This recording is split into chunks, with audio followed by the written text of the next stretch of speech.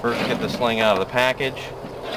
Line it up like you would on the rifle, which would be with this buckle close to your single point sling mount, this to your sling mount up front, the buckle on the outside, the adjustment tabler. Okay, you have to disassemble the sling in order to put it on the rifle. Let's take all the parts off.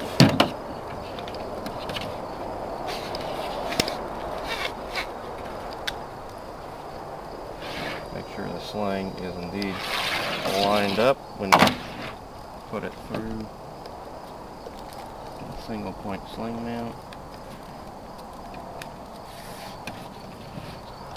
Pull it through far enough to be able to hook up your tri-glide. I always turn the tri-glide so it doesn't scrape up against the finish. It's on what looks like the wrong side, but it's really the right side for indexing and keeping the sling in place. So there it is, hooked up. Put your tether back on. Make sure the snap shackle is pointed in toward the gun, the bail of it.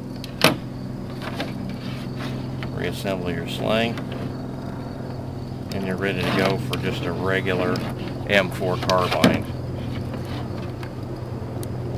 Attach the thing, there you go.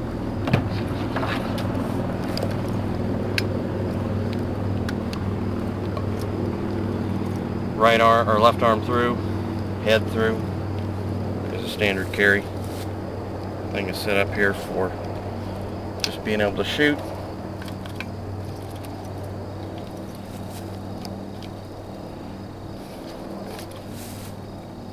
It's all set up.